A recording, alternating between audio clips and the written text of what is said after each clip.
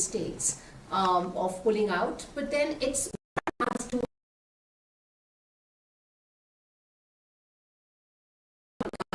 if they don't follow, you need followers to. Let's not make leaders who must not be leaders. In the first stint of President Trump, we saw that the world continued and continued like what, and we are in a much better space. So sometimes I do feel it's important for us to step back and take stock of where we are. If I look at a decade, deployment on the ground has grown 6 times. In 2014-15, we had about 13 gigawatts of assets on the ground. We have 200 gigawatts. In 2019, we were at around 50, but now we're going to do 50 gigawatts year on year.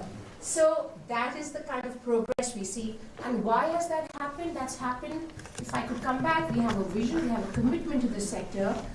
We have the desire to engage with the world in a positive way. I think that by the International Solar Alliance, by the ambitious commitments of the COP, all of this is really important for us in the private sector, because when our government representatives come back, you know, it's very easy to have a conversation on the gaps which exist for us to accelerate the pace on the ground. So I feel that I'm optimistic, I'm hopeful, and I'm positive just because of what I see happening in my own country. We have the largest grid, as you mentioned, which really is a game changer. We have SECI, which is a nodal agency, which sort of increases transparency and increases our ability to deploy in a more transparent way, and so on and so forth. So at an institutional level, I see in India, there's a huge amount of progress and commitment which has happened. When we started Renew, the company I represent, we had knocked about 60 doors in 2011, 60 investors globally. And we had one investor who invested in our story, because people were like, oh, wind turbines, high net worth individual investment destination, what are they going to do? This model for solar, wind, hydro, pumped hydro, and a lot of innovation around how we can leverage these individual sources of clean energy and innovate in a complex way to look at round-the-clock innovation, etc., etc. So I'm not sure if this gives you a sense that at a central level there's a huge amount of commitment, and at the state level there's a huge amount of commitment by many, but not all.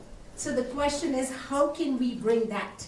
How can we work on that to ensure there is a central and a state level sort of alignment for us to do more, right? And as I said, the Andhra Pradesh government is doing a great job, and we look forward to working with many other states in the country, and then the alignment at the global level at these events is just a kind of a teaser for us to go back in our own countries, and when the government interacts with the private sector, and then we work with communities on the ground as well to make things happen. We probably see the positive change we've seen over the last decade in India. Thank you, Vishali. Thank you so much. You know what, my selfish takeaways from what you just said are two, which is you mentioned the grid modernization and you mentioned the round-the-clock power. Two components which are absolutely essential when we talk about the integration of RE into the grid, and of course having, how do you tackle the intermittency of the grids themselves, of the RE itself.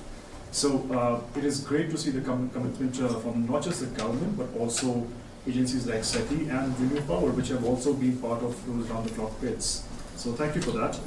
Parkash, if I can turn to you right now to give us a perspective from Indonesia. How have you seen the federal and the provincial policies shape up, especially if I can ask you since the announcement of the JETP 2 years ago, how have you really seen a company like which is very diversified in terms of its RE portfolio, how have you seen the policies in the country play out? Thank you.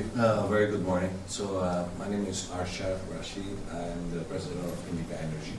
It's an integrated energy company out of Indonesia.